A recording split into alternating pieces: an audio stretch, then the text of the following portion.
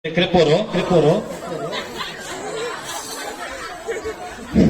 nunggu bicara tar potong apa kena bungden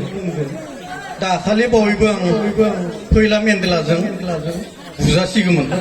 jen tension go berde K'K'raझाराव बेबायदिनो हारिमु बिलिफाङाव थांदोंमोन आरो बाहागो लानो दा गासैबो दंजोबो ना रायजो राजा नोंथांमोन सोरबाफोर थांबाय नामा अ आच्छा ससमा गोसोम गाननायखाय नुहुरजोबाखै गिबि गिबियावनो रंजालि बैसागुनि गोजोन हामलायनायखौ सिख्लाफोरनिसिम जासि हरग्रोबाय आरो सेंग्राफोराथ' आंखौ नायनो हाखाया गामिनिफोरा दिनै बुंफोरना होबाय दिनै आं फेस्ला बुंनो गोसो गैयामोन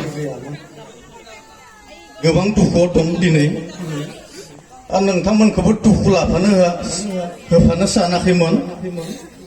आंनि दुखुआ बेनो बुङाबाबो थानो हाया मैया मोनसे घटना जादों रायजोफोर फुङाव मोसौ फैनानै मोसौखौ आं फान्थाव खुबैदोंमोन लाव जा फान्थाव जा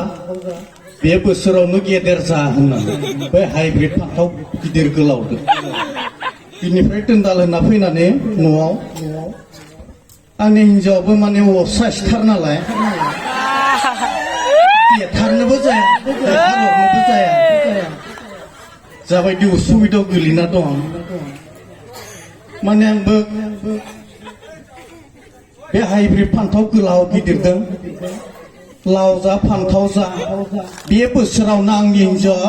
आंनि हिन्जावनि महरा मोजां जा होननानै खुबैदोंमोन आरो हिन्जावखौ बबे जायगायाव नांखोथाय गांलाब लावबाय आरो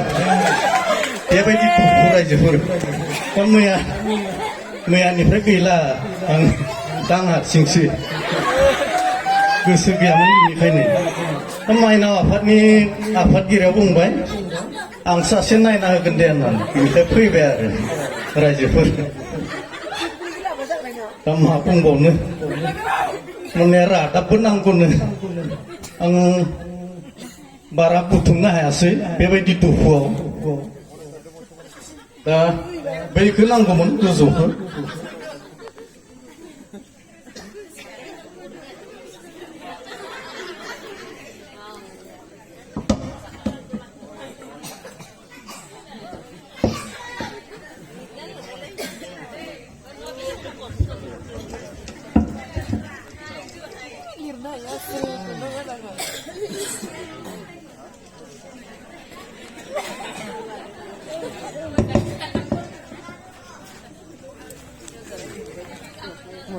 खुलुमबाय दिनैनि रादाबखौ फरायदों देंखो देफेरे बर'आ थांनाय मंगलबार सानखालि 2 नंजार गामिनि गोथारि मुस्रि गिन्दुराम बर'आ फुङाव थानसालियाव आलारि बाथि धुप धुना सावना फुजिबाय थानाय समावनो सासे समायना सिख्ला मोदायजो नुजायो सिख्ला मोदायजोखौ नुनानै गोथारि मुस्रि गिन्दुराम बर'आ लाइन मारिनो नाजागासिनो दं न'खरनि मानसिफ्रा एसे भटला लाना खारनोबो हागौ सार मोसौआ 2 नंजार गामिनि माखासे मोसौ गायफोरजों लाइन मारिनायखौ गोबां साननिफ्रायनो नुनो मोनगासिनो दं सार मोसौनि बिब्दि लाइन मारिनायखौ नुनानै 2 नंजार गामिनि सिख्लाफोराबो जोबोद गिखांनाय फैदों सार मोसौखौ थाबैनो हमना लांफैनो थाखाय बिटिआरनि हाग्रा बिफाननि बिआर फेरेंगाखौ रायजोफोरा खावलायदों जुदि सार मोसौखौ थाबैनो हमना लांफैयाब्ला सार मोसौनि सायाव गोख्रों राहा लानाय जागोन होनना बुंबावदों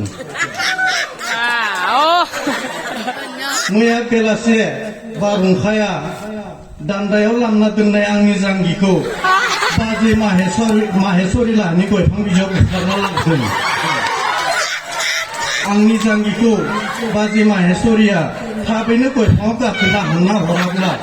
रायजोफोरखौ लाना बिसार खालामनाय जागोन दिनै नै नंजार गामिनि मानै हौवा आरो हिनजाव हिब्रमानि देहायाव कर'ना पजिटिभ मोनदों। बिथांमोना रादाब बुथुमगिरिफोरनो मिथिहोनाय बायदिब्ला बलिउडनि मुंदांखा एक्ट्रेस प्रियंका चोप्रानि खि जानो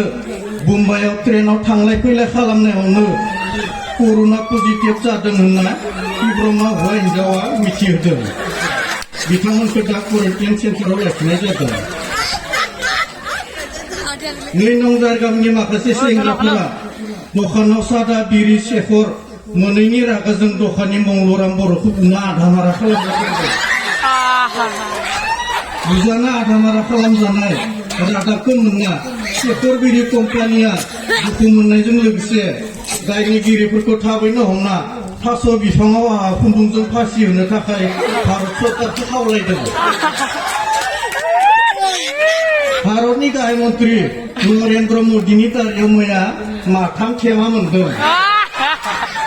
सिबिआइआ थेमाया सोरनि आरो बोरै हाबखो थेमानियाव सोंथि सोंनाय सोलिगासिनो दं।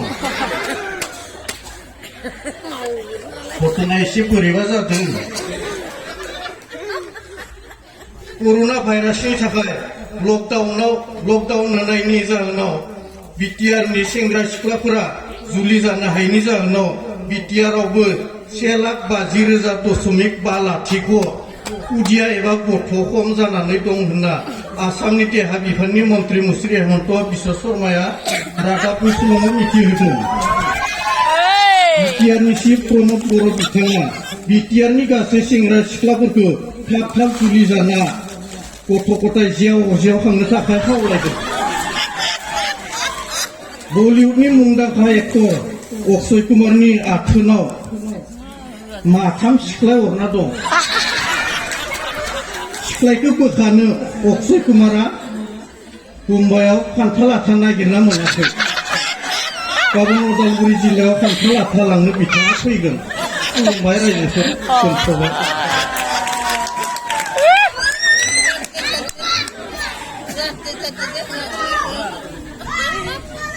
बिथांनिसिम रोजा रोजा साबायखर बावहरनाय थाबाय।